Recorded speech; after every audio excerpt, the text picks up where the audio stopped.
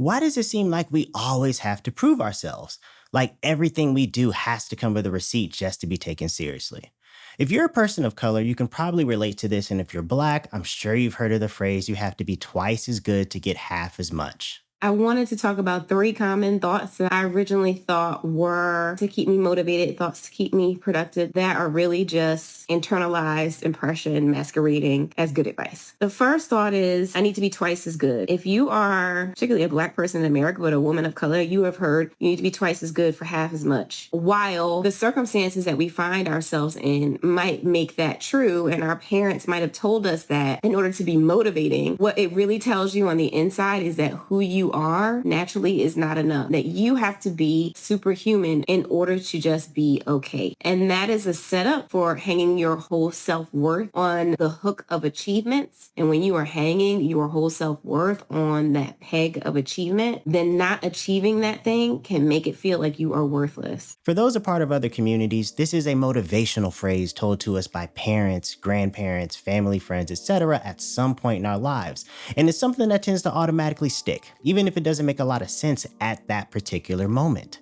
But as we gain more life experience, we start to see firsthand exactly what it means and what that phrase was preparing us for, which could be anything from workplace discrimination, education, being judged differently by our peers, or any barrier that could potentially impede us from reaching our full potential as African Americans, whatever that may mean to you. But as much as it may motivate some of us to achieve great things, it can also be this ball and chain that we subconsciously drag through life, which adds a significant amount of pressure to everything that we want to accomplish. You'll hear versions of this in music where the artist will talk about all of the people they feel indebted to, the family members they need to support, the weight of the neighborhoods they represent, and having survivor's guilt. The same can be said for athletes. Some of them have no other option in their eyes, and they either need to go pro or go pro to not only bring themselves out of non-optimal environments, but their families too. And I'm using athletes and artists as examples because we hear their stories the most since they have large platforms.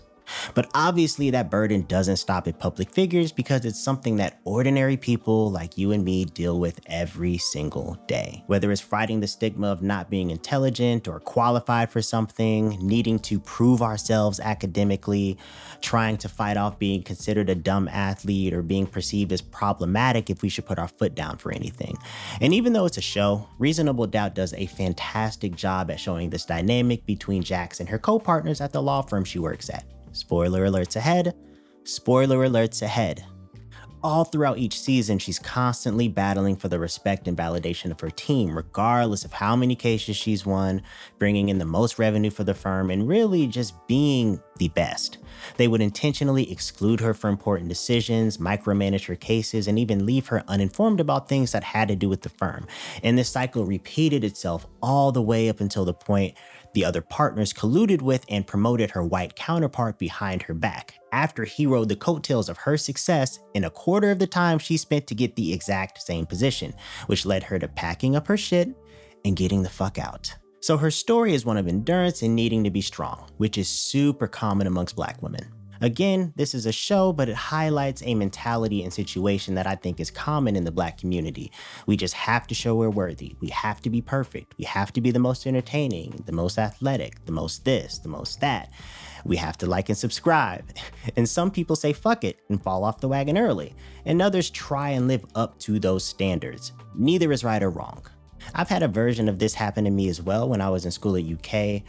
I had to take stats, and from time to time, I'd end up sitting next to this white girl. We had just took a test the previous stats class, and we were getting our results back and whatnot, and we got the bubble sheet, and everybody at the table started sharing grades. It turns out I got a higher grade than she did. And I forgot the exact comment she made, but I remember the look she gave me. It was this mix of embarrassment and disgust. I'll never forget that look, bro. And I was surprised because every time we ended up sitting next to each other, we were always pretty cool. But that shit, in my mind, I was like, oh, you think I'm stupid? Bet. I don't think I said another word to her from that point forward. Very eye-opening experience for me. I've even seen videos of professionals sharing their own experiences of having something like this happen to them. I went to Harvard Law School. I've got a lot of degrees and awards. I've won cases at the U.S. Supreme Court, and I've been in courtrooms representing clients getting there early, sitting at defense counsel's table, where the judge will walk in and immediately get mad at me. The judge will look at me and say, hey, you get back out there in the hallway. I don't want any defendants sitting in my courtroom without their lawyer. And I have to stand up and say, well, I'm sorry, Your Honor. I am the lawyer. I didn't introduce myself. My name is Brian Stevenson. I have to try to de-escalate this situation. And I was doing that recently. I was in a courtroom in the Midwest, and the judge started laughing, but it wasn't an apologetic laugh. And it kind of angered me. And the prosecutor started laughing. They thought it was so funny. And I was sitting there getting angry. And then I thought, oh no, Brian, you can't get angry. You need to smile. You may need to laugh. And I felt that way. I thought that way because my client was not going to be able to leave that county. I was able to leave that county and never come back based on the way I was treated if I chose to do that. But my client was going to have to stay there. So when they were laughing, I smiled. And then I eventually chuckled. Client came in, we did the hearing. But I remember sitting in my car after that hearing thinking, wow, here I am, this middle-aged black man. I'm in my best suit. I actually argued the case at the Supreme Court that we were trying to implement. I've got all of these degrees and awards, and I'm still required to laugh at my own humiliation to do justice for my client. The thing about being young, black, and articulate in corporate America is these bitches are going to test you, okay? They're going to. And it's up to you to not let it happen. You have to set the boundary with what type of treatment you will allow. Yesterday, actually, I had an idea to add metrics to a specific work item in order to demonstrate and show how much work is actually being put in and how many customers are being affected by the work that we're doing, to show our bosses how positively we are impacting all of our clients, okay? I suggest this in a meeting with the entire team yesterday, and the person running that meeting goes, well, why is that necessary? Why do you even think that you need that? I mean, you kind of have that information in each of the individual items. This is supposed to be an epic and jura, if you know anything about that. So it's supposed to be a summary, right? Okay, but whatever. So what I said, I conceded. I was like, you know what? Okay, if you don't think that it's important, if you don't think it adds value, then let's just leave it off. Okay. Fast forward. This was at like 3:30, 4 o'clock yesterday. And mind you, I leave the office at 4. Today, we have a daily stand-up meeting with the whole entire team. Then this person decides that they would like to suggest an enhancement to one of our tickets that we had discussed yesterday. Tell me why. It's my exact idea. So this is my exact idea, but you know how she framed it to the team? She was like, I was thinking that we should add something like this to this ticket, to the description. I go, that's exactly what I suggested yesterday that you said wasn't beneficial. And she was like, oh, well, I just, what? You didn't expect me to say something and you're just going to frame it as your idea when I'd said it in front of everybody yesterday and now you had a change of heart because why? Part one of my experience being a black woman in tech joining the corporate world. So I've just come to realize it's a lonely experience, okay? 9 times out of 10, people in the corporate world will treat you how they view black people. So if they don't like black people, they're not really going to like you. There's nothing like I noticed you can really do for that. I realized it at my first internship when I realized immediately I was getting treated differently than other girls. I noticed they were like always making plans. Everyone had messaged each other before the internship started. I was the only girl who didn't get messaged. But in my mind, I was being naive and giving people the benefit of the doubt. I was like, maybe it's just because I'm in tech, everybody else is business or marketing, except for one other girl was in tech. And me and her did become best friends. Shout out to her. She was the only person who I wouldn't say everybody was racist, but I think they had unconscious biases, okay? Because I noticed at my internship, I was always being left out. They would make plans in front of you. You ever have everyone get invited to something except for you? And I eventually did end up making friends with a tech girl who was like Middle Eastern and white. Love her to death. But I just noticed like the other girls, they thought I could tell they didn't really like black people or black culture just because how they were treating me the whole internship. And I remember it got to the point, there was one biracial girl and she hated me. I don't know. She really did not like, I think she liked being black, but she didn't identify as being black. And I remember she was so like nasty to me the whole internship. I had to walk on eggshells around this girl. And I remember it's because the first day we met, I was like, she said she was from Detroit, but she didn't sound like anyone I've ever met from Detroit. She sounded like Natalie Nunn before Baddies. So I'm like, are you like, do you have like, you kind of sound like a Valley girl, like you, like a California accent. And she was like, she was like, oh, she laughed it off at then. But then she told everyone in the internship that I was saying she wasn't black enough. And I was just like, what? All they said was you have a Valley girl accent. Mind you, I've come to find out later, her mom is from California. So that's probably why she had that accent. But I just remember that whole summer she treated me terribly. And then at the end, she apologized to me. She sits me one-on-one and she's like, I just want to let you know that I did treat you unfairly. And it's just because I was bullied by black girls my whole life. And you look like those black girls. And that's just how it was. And I'm sure a lot of y'all watching have had similar things happen as well. It's almost like sometimes we have to go out of our way to prove we aren't a threat, which in turn makes us a mark and gives off the impression that we're okay with being taken advantage of or disrespected. And this also happens a lot when you're the only person of color in the friend group, if your friends are trash, of course. You're considered the token, and we all know how tokens get spent. And all that's just pressure from the outside in. There's a different type of pressure we put on ourselves inside of our culture. One of the biggest ones is the way we talk. Specifically telling someone black they talk white, as if we should use AVE from the moment we wake up and use nigga as a filler word in every fucking sentence. Or even the tone of a voice. Sorry to disappoint you, but not every black man can sound like Luke Cage. Yo, I don't like your tone. Excuse me? You're being disrespectful. It's unnecessary. I also remember when watching anime wasn't the cool thing to do, even though it seemed like everybody had Pokemon cards or could tell you how many episodes it took for Goku to finally go Super Saiyan. That's been one of the biggest turnarounds I've seen. It's dope seeing black people at Comic-Con cosplaying their favorite characters and reading manga and genuinely being themselves. Thank you, Toonami. Music is another one.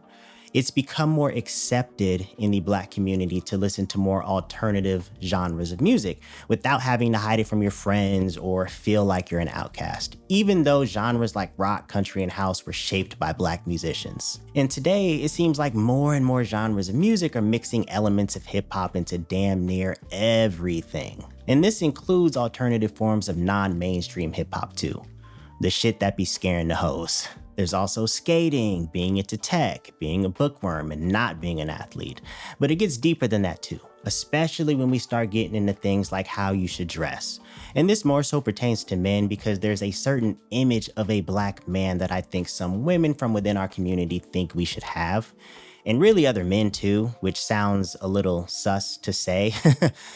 Like, a pre-written standard we have to abide by. I'm talking about stilo, swag, style, drip, insert your favorite word. There's this imaginary tightrope that we walk where we have to try and be presentable to different audiences at all times. And women go through this too. They have their own issues that they deal with every single day when it comes to walking this tightrope as well. It just shows up a little bit differently, a lot of bit differently, and it comes with a different type of punishment and ridicule. But I'm speaking from a male perspective on this specific point. We can't dress too relaxed or we'll look like a thug or be perceived as lazy and unprofessional. And if we lean too far in the other direction, we can be perceived as trying to be something we're not, or switching up, or dressing like a white boy if you like to wear polos, khakis, and Sperry's or Dockers or some shit. I don't know, not really my thing, but this tightrope obviously represents the balance some of us try to maintain, and maintenance looks different depending on the room we're in. So now we're getting dressed based on calculation rather than expression. This carries over to how we carry ourselves too, because we're also expected to be tough, physically and emotionally. We gotta be on our P's and Q's, Black Air Force energy, don't fuck with me, so on and so forth, right? And that's exacerbated depending on the environment that we come from, which is another tightrope. Can't be too tough or you'll be a problem, and if you're a little over the line in the other direction, you'll be too soft. And once we notice that, you'll realize this isn't random and it shows up in real time and in real situations. And we see just how prevalent this mindset is with the quarter zip trend that was going crazy on social media. Guys, I'm at H&M. Is this what they call a quarter zip? Is this a quarter zip here? The one I wore, they said it's not a quarter zip. What about this one here? I'm at H&M. Please tell me, reply quickly in the comments. Is this a quarter zip here? Is this a quarter zip? Because all of a sudden, black men were ditching Nike tech outfits and leaning more into the safer white collar side of what mainstream spaces deem to be professional. Spaces that we don't typically belong. And the black community was hyping it up, rightfully so. And when I was watching all the videos, it just made me think, why the fuck is black men wearing quarter zips a moment? Why does the bar feel so low but feel so high at the same time? And the truth is, It's not about the quarter zip. It's about what we have to do as Black men to maintain perception and to be seen differently and not as a threat, which again goes back to us feeling we need to prove ourselves. And this goes hand in hand with code switching too. Something else we do, men and women, purposely or subconsciously, to be taken more seriously or to save them from the frustration of not understanding how we normally communicate with each other. I remember the first time I heard my dad take a professional call when I was a younger kid, and I literally was like, who the hell is bro? Who is that man on the phone? And he got off the phone with me. He was like, well, how I talk around you, your nephews, my homies, and my brother is much different than how I talk professionally on the phone. This doesn't just apply to Black professionals. This applies to all people. You need to live in a facts-based reality. How you feel is not how the world operates. You need to live by the norms. So if that bothers you, seek out entrepreneurship. Seek out jobs that let you talk wildly, talk loose. But I know how I talk. The lingo that I have with my dad or my cousins, if we're playing spades, drinking some Coronas, is much different than how I sound when I'm on a Zoom call. Call it code switching, call it what you want. But how I hold myself at my job in front of directors, VPs, etc., is much different if I'm smoking a cigar on a back patio at my dad's crib shooting the shit. That's common knowledge. Like I said, make sure you're living in a facts-based reality, especially at your corporate job. But yeah, this topic is honestly far too vast to fit in a 10 to 20 minute video. There's so many different avenues that you can go that are definitely worth discussing that I feel are important for how we operate and conduct ourselves as African Americans, or even first generation or second generation diaspora. And maybe we can touch on some of those things in future videos.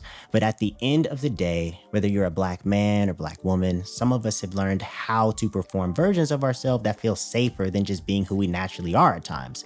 Sometimes these performances protect us and help us succeed, and other times they work against us more than we realize. But that's the weight of what it means when we're told you have to be twice as good to get half as much. Thanks for watching.